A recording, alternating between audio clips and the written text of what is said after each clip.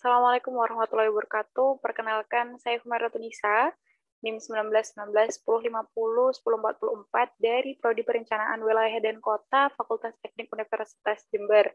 Nah, di sini saya membuat video ini dengan tujuan untuk mengampu tugas atau ujian tengah semester dari mata kuliah Hukum Perencanaan dan Pengendalian. Nah, di sini saya akan menjelaskan mengenai program PTSL dan PTSP yang ada di Kabupaten Jombang.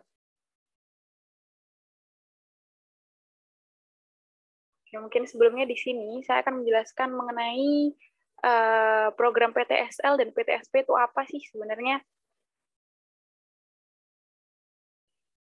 Oke, jadi PTSL sendiri itu singkatan dari pendaftaran tanah sistematis lengkap, yaitu adalah kegiatan pendaftaran tanah untuk pertama yang dilakukan secara serentak yang meliputi semua objek pendaftaran tanah yang belum didaftarkan dalam satu wilayah desa atau kelurahan.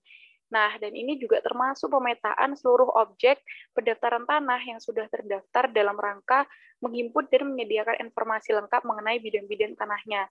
Nah, nanti di PTSL ini juga bakal ada peta-peta mengenai lahan-lahan mana aja yang sudah terdaftar dan mana aja yang belum. Jadi bakal ada outputnya biasanya itu berupa peta, seperti itu.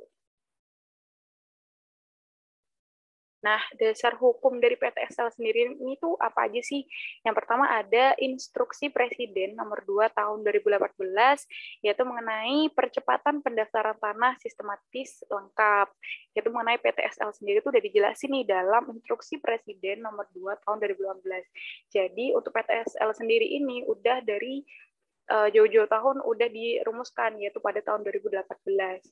Nah, yang kedua itu adalah Peraturan Menteri ATR BPN nomor 6 tahun 2018 mengenai pendaftaran tanah sistematis lengkap. Nah, PTSL ini juga sudah tercantum pada Permen ATR BPN, yaitu nomor 6 di tahun yang sama, sesuai dengan instruksi Presiden, yaitu di tahun 2018. Lalu, yang ketiga itu juga ada keputusan bersama Menteri Agraria dan Tata Ruang atau Kepala Badan Pertanahan Nasional, PRBPN, Menteri Dalam Negeri, Menteri Desa, Pembangunan Daerah Tertinggal, dan Transmigrasi, nomor 25, garing SKB, garing V, garing 2017, nomor 590, sampai 3167A tahun 2017, nomor 34 tahun 2017, tentang pembiayaan persiapan pendaftaran tanah sistematis. Jadi ketika 2018 itu instruksi Presiden dan juga Permen ATR mengeluarkan peraturan mengenai regulasi tanah sistem lengkap atau PTSL sendiri pada 2017 itu kementerian-kementerian sudah menyetujui dengan keputusan bersama yaitu untuk mengenai pembiayaan persiapan pendaftaran tanah sistematis. Oke, next. Nah, jadi apa sih target dan tujuan dari PTSL sendiri? Target dari PTSL sendiri itu adalah semua objek pendaftaran tanah dalam satu wilayah, sehingga didapatkan informasi lengkap seluruh bidang tanah, baik yang telah terdaftar maupun yang belum terdaftar. Nah, sesuai yang udah saya kata-kata di sebelumnya, jadi PTSL ini bakalannya nanti ada outputnya berupa lahan-lahan yang masih belum terdaftar dan juga yang sudah terdaftar. Jadi ketahuan nih nanti lahan misal ada sebuah lahan di situ ada bangunan. Nah, di situ kalau belum terdaftar bakal nanti ketahuan. Jadinya PTSL ini digunakan agar mengetahui gitu, mana yang sudah terdaftar dan juga mana yang belum terdaftar. Biasanya outputnya berupa peta juga. Nah, tujuan dari PTSL sendiri itu adalah yang pertama, waktu pelaksanaan relatif lebih cepat dibandingkan pelaksanaan pengukuran atau pemetaan bidang tanah secara sporadik. Yang kedua, mobilisasi dan koordinasi petugas ukur lebih mudah dilaksanakan. Yang ketiga, dapat sekaligus diketahui bidang-bidang tanah yang sudah terdaftar dan belum terdaftar dalam satu wilayah desa atau kelurahan. Yang keempat, dapat sekaligus diketahui bidang-bidang tanah yang dalam sengketa batas maupun perkara yuridis di pengadilan dalam satu wilayah desa atau kelurahan. Dan yang kelima adalah persetujuan batas sebelah menyebelah atau asas kontradiktor delimiti relatif mudah diterapkan. Nah, lalu bagaimana sih tahapan dari pelaksanaan PTSL sendiri? Yaitu yang pertama adalah penyuluhan. atau sosialisasi. Ya, ini dilaksanakan oleh petugas BPN, diikuti oleh seluruh peserta PTSL. Jadi di sini tuh tahapan pengenalan mengenai PTSL itu apa dan bagaimana cara pengajuan PTSL sendiri. Nah, lalu yang kedua adalah pendataan. Di sini adalah tahapan menanyakan riwayat, siapa pemilik tanah, dasar kepemilikan tanah, dan juga perpajakannya. Lalu yang tahapan ketiga adalah pengukuran. Nah, di pengukuran ini itu nanti ada petugas pengukurnya, itu mengenai letak, batas bidang, bentuk bidang, dan juga luas bidang tanahnya itu seberapa. Lalu yang selanjutnya adalah sidang panitia A. Nah, panitia A ini terdiri dari 3 orang BPN dan 1 orang dari desa atau kelurahan. Nah, setelah melalui sidang panitia A ini akan ada tahapan pengumuman dan pengesahan mengenai tanah yang sudah didaftarkan tadi. Nah, biasanya masa pengumuman ini itu selama 14 hari. Lalu yang terakhir adalah penerbitan sertifikat. Nah, setelah melalui semua tahapan-tahapan tadi, tanah yang sudah didaftarkan akan mendapatkan sertifikat oleh ATR BPN diserahkan langsung kepada peserta. Seperti itu.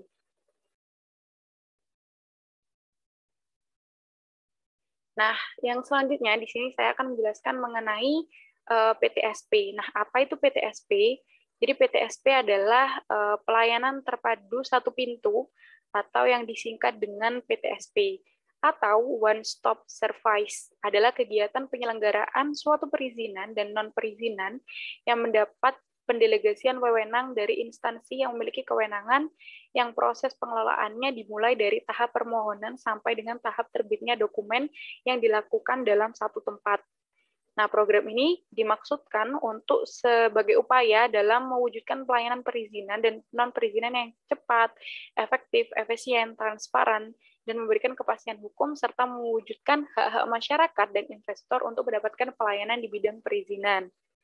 Nah, dengan tujuan, PTSP ini memiliki tujuan meningkatkan kualitas layanan publik, memberikan akses yang lebih luas kepada masyarakat untuk memperoleh pelayanan publik. Sedangkan sasaran dari penyelenggaraan PTSP ini adalah terwujudnya pelayanan publik yang cepat, efisien, efektif, transparan, dan juga pasti.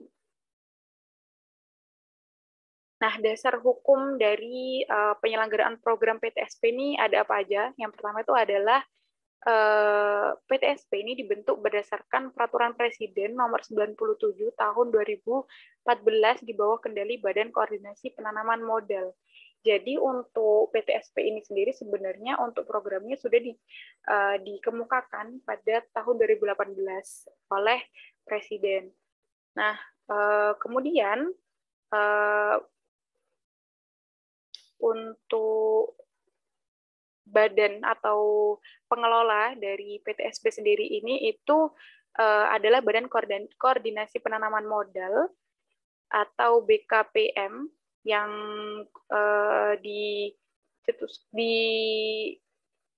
diregulasikan oleh Perpres nomor 90 tahun 2007 tentang Badan Koordinasi Penanaman Modal. Lalu ke Pres nomor 29 tahun 2004 tentang penyelenggaraan penanaman modal dalam rangka penanaman modal asing dan penanaman modal dalam negeri melalui sistem pelayanan satu atap. Lalu yang selanjutnya itu adalah Keputusan Menteri Dalam Negeri nomor 24 tahun 2006 tentang pedoman penyelenggaraan pelayanan terpadu satu pintu.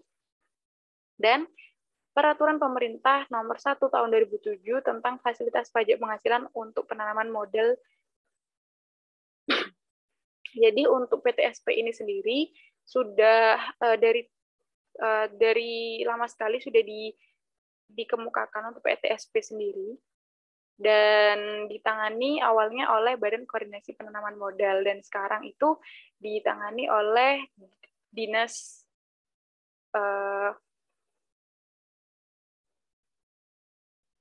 yang sekarang itu di take over oleh DPM PTSP atau Dinas Penanaman Modal dan PTSP.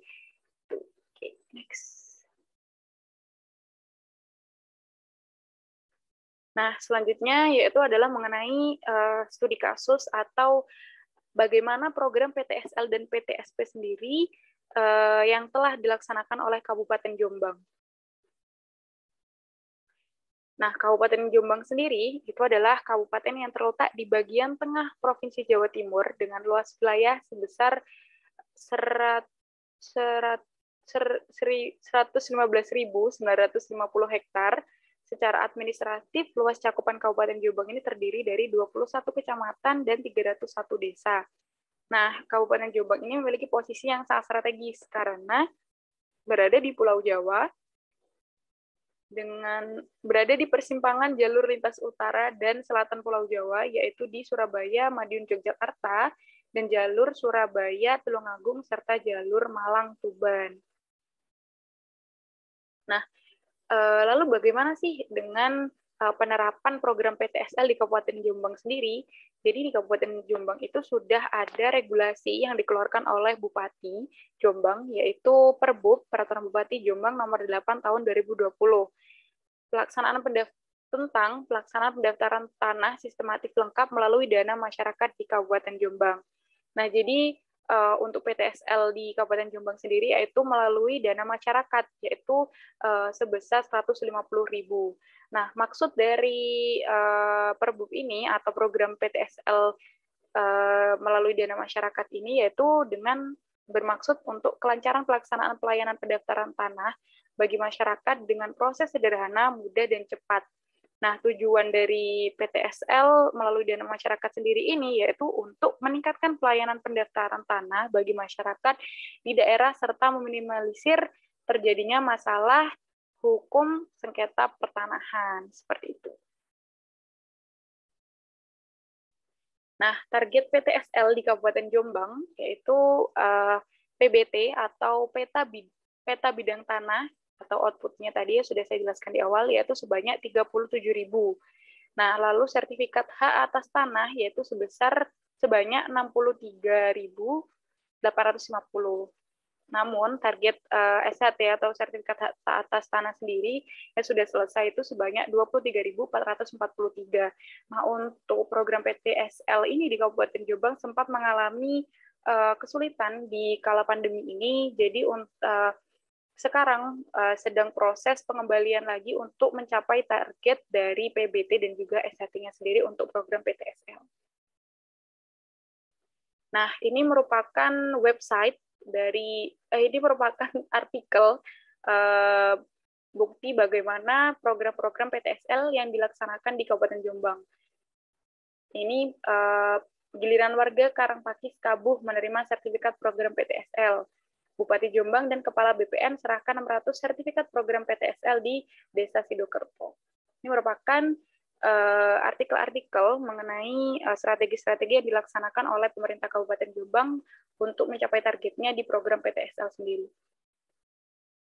Nah, selanjutnya adalah PTSP Kabupaten Jombang. Jadi, untuk PTSP Kabupaten Jombang ini juga sudah tercantum dalam regulasi yang dikeluarkan oleh Bupati, yaitu pada Perbub Jombang nomor 16 tahun 2018 mengenai pelimpahan wewenang penyelenggaraan perizinan kepada Dinas Penanaman Modal dan Pelayanan Terpadu Satu Pintu Kabupaten Jombang atau DPM PTSP. Nah, untuk program PTSP sendiri di Kabupaten Jombang itu sudah tersedia pada website Dinas Penanaman Modal dan Pelayanan Terpadu Satu Pintu Kabupaten Jombang. Pada website itu sudah tercantum mengenai website OSS atau ada website ini sudah tersedia mengenai website OSS atau Online Single Submission dan juga layanan sistem perizinan terpadu non-bisnis atau SIRINDU Nona. Tuh, website perizinan terpadu Kabupaten Jombang. Nah, untuk jenis perizinan itu sudah tercantum juga pada Perbub Jombang nomor 4 tahun 2021, jenis-jenis perizinan apa aja yang bisa diajukan pada pada Dinas Penanaman Modal dan PTSP sendiri. Mulai dari surat izin usaha perdagangan, tanda daftar gudang, surat izin industri, izin perluasan, sampai dengan izin praktek, dan juga surat izin kerja seperti itu. Nah, untuk kesimpulan sendiri, yaitu Kabupaten Jombang telah melaksanakan program PTSL dan PTSP yang telah disebutkan secara berturut-turut dalam Perbup Jombang nomor 8 tahun 2020 dan Perbup Jombang nomor 16 tahun 2018 mengenai PTSP tadi. Nah, untuk saran sendiri itu mengenai program PTSL dan PTSP yang sudah dilaksanakan di Kabupaten Jombang, yaitu pemerintah Kabupaten Jombang harus terus mengejar targetnya dalam program PTSL karena seperti yang sudah dipaparkan tadi bahwa untuk program PTSL sempat terjadi kesulitan karena adanya kondisi pandemi COVID saat ini, sehingga harus terus pemerintah Kabupaten Jombang harus terus mengejar targetnya melalui pengembangan strategi dalam program PTSL maupun PTSP sendiri. Nah, selanjutnya untuk syaratnya yang kedua itu pemerintah Kabupaten Jombang sebaiknya bisa memperbaiki website layanan perizinan dari DPM PTSP sendiri agar dapat diakses dengan mudah oleh masyarakat. Karena di websitenya sendiri itu di layanan OSS itu masih not found 404. Jadi mungkin untuk kedepannya bisa diperbaiki lagi agar mempermudah proses perizinan sendiri. Baiklah, itu sekian dari saya. Terima kasih. Mohon maaf jika ada kesalahan kata yang disengaja maupun tidak disengaja. Wassalamualaikum warahmatullahi wabarakatuh.